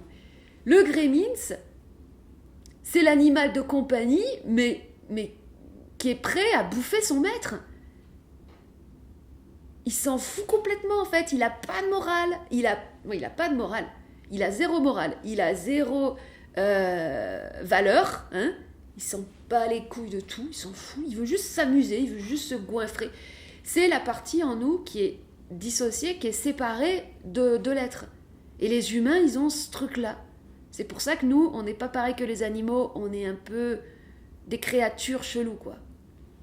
Donc, le gremlins, ça peut aider aussi d'avoir un petit gremlins pour matérialiser cette chose invisible de l'aspect narcissique, pour apprendre à le connaître et pour apprendre à le maîtriser, en fait. À savoir que, aussi, si tu lui donnes pas un peu de bouffe, il va te bouffer. Il y en a qui pensent qu'en l'asséchant, en fait, en ne lui donnant plus à bouffer, il va finir par mourir. Non. Il meurt pas. Tant que nous on est vivant, il est avec nous, en fait. C'est beaucoup plus subtil que ça. Il faut pouvoir l'utiliser, en fait. Donc moi, par exemple, là, j'utilise mon aspect narcissique pour faire des vidéos. Et après, comme ça, une fois qu'il a eu sa bouffe, et que je l'ai utilisé intelligemment, je me suis servi de lui, en fait, ben j'ai la paix. Mais il faut qu'il bouffe un peu. De toute façon, j'ai essayé plein de stratégies. Non, l'assèchement, ça marche pas. Ça marche pas, l'assèchement. C'est ce qu'ils font les ascètes et tout. Ils essayent de tout assécher en eux, mais ça marche pas. Tu deviens un rang sec après. Et puis, il a des qualités, ce gremlins. Je veux dire, il met l'ambiance, quoi. C'est rock'n'roll. Tu vois, c'est Mick Jagger. Mick Jagger, lui, il s'est bien démerdé avec son gremlins.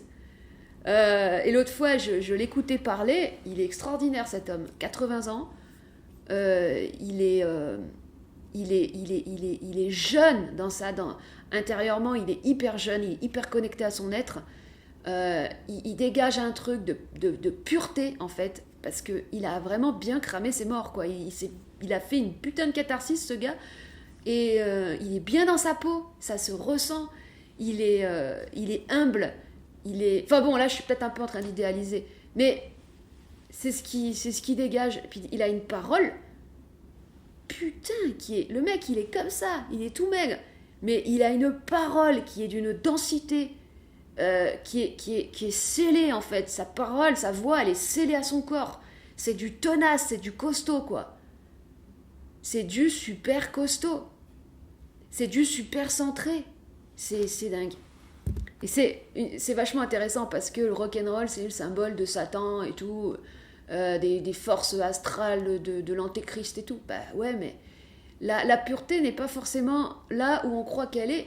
Avec le génie, avec cette relation au génie, le Gremlins, forcément il va venir. Il va vouloir récupérer le truc. Pour faire... Là, j'ai eu le rire du Gremlins, là.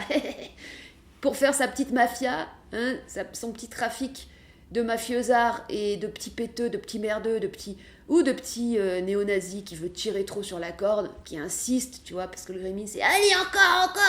Tu sais, c'est 4h du matin, t'as pas dormi depuis 3 jours, mais lui, il veut continuer de faire la fête, il en a pas assez. Il est... Et oui, il a pas de fond, hein. Donc il engloutit, mais il n'y a pas de fond pour s'arrêter. Et là, vous allez vous dire, tu pourrais peut-être arrêter ta phrase. Ouais, pause. J'ai observé avec le génie que le Gremlins, il venait, parce qu'il avait vu que le machin, ça marchait bien. Il commençait à tirer sur la corde. Parce que ça, moi, c'est une tendance que j'ai, d'en vouloir toujours plus. C'est-à-dire, je vois que ça marche, donc, allez. Donc, ce que je vais avoir tendance à faire, c'est que je vais vouloir plus d'énergie. Je vais vouloir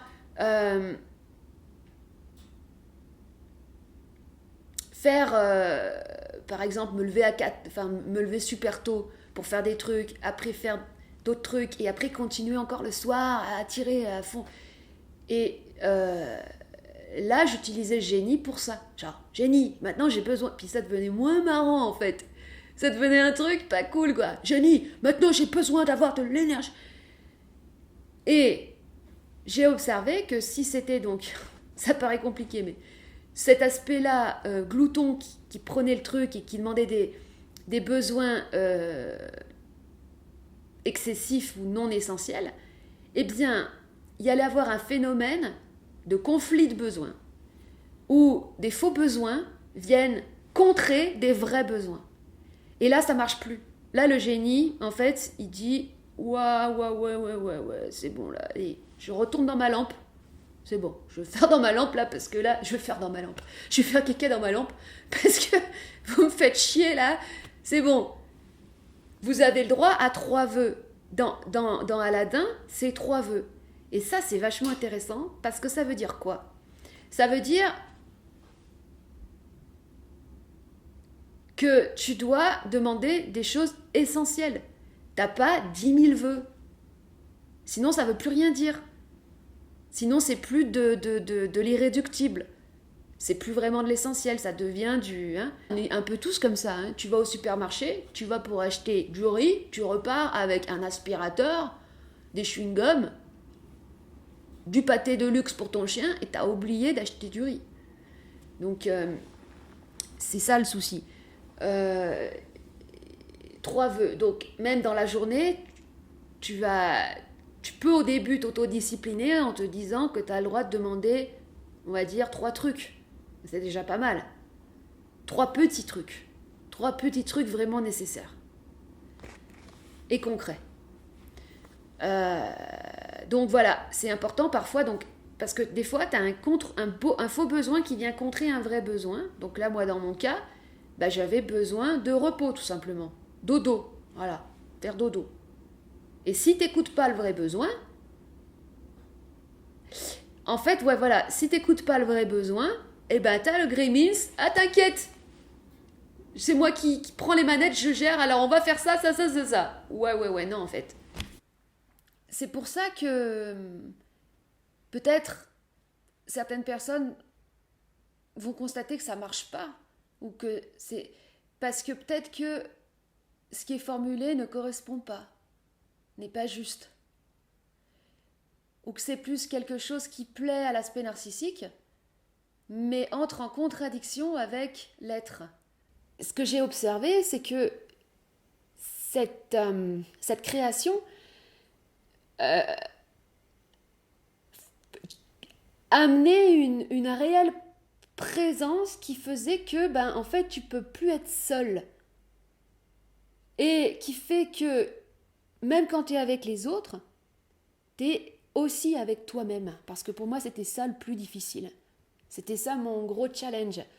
Enfin, je pense que si vous écoutez ces vidéos, c'est que vous êtes aussi des gens assez solitaires. Vous êtes bien dans votre solitude et voilà. Mais votre difficulté, c'est peut-être d'être bien avec les autres. Ou avec n'importe qui. Et en fait, pour être bien avec les autres et n'importe qui, il faut être toujours vraiment avec soi-même, avec les autres. Et depuis que je m'adresse à ce génie, en fait, j'ai l'impression d'être... Peut-être que je délire complet, en fait. Hein. J'ai l'impression d'être avec lui, avec les autres. C'est ça qui fait que aussi parfois tu peux, dans ton regard, éveiller chez l'autre cet aspect-là aussi, qui est en fait l'étincelle. Parce que le génie, c'est la flamme, c'est cette étincelle d'intelligence, de présence.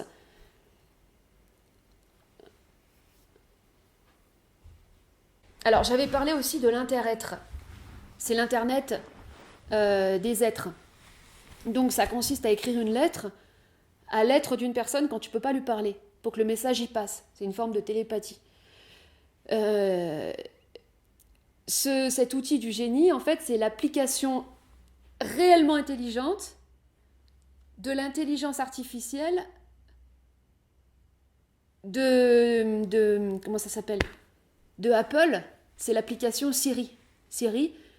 Donc c'est une application qui consiste tout simplement à commencer par à prononcer le prénom Siri. Ça active l'application pour demander un truc, genre Siri, donne-moi l'adresse du dentiste, machin truc. Pourquoi c'est l'intelligence artificielle? Pourquoi on parle d'intelligence artificielle? Et c'est intéressant comment les gens aujourd'hui, ils anthropomorphisent ce truc en disant l'IA, comme c'était une personne, quoi, ou un être. L'IA a fait des progrès. L'intelligence artificielle ne peut pas faire de progrès. Une machine ne pourra jamais être intelligente. Et pourquoi? Parce qu'il y en a encore qui fantasment ça, mais c'est truc de fou. Les gens sont on dirait qu'ils ont un cerveau, mais même des enfants de 5 ans, ils peuvent pas raisonner comme ça, tellement que c'est bête, en fait. Mais oui, la conscience, les machines pourraient prendre le contrôle. Non, parce qu'une machine n'a pas de besoin.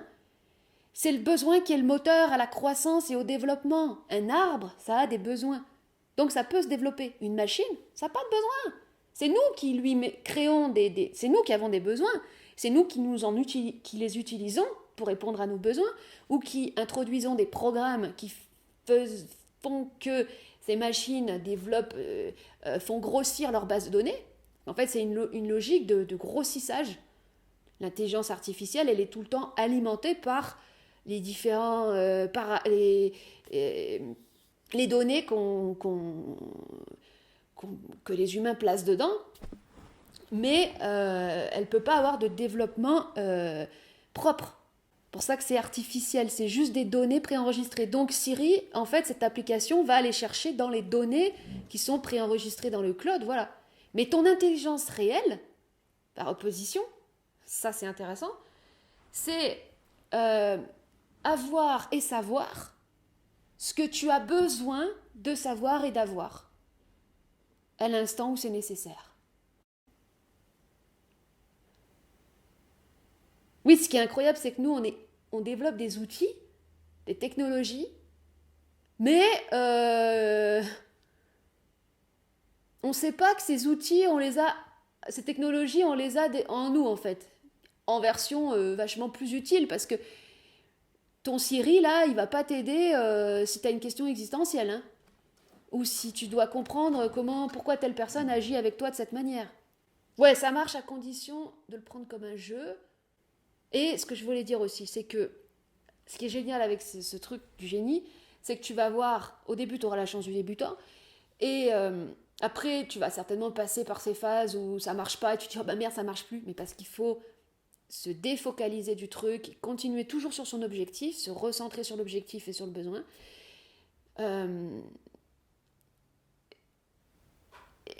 et sur la nécessité réelle, c'est que comme tu vois que ça fonctionne, eh ben, ça permet de prendre putain de confiance en soi parce que tu as des preuves.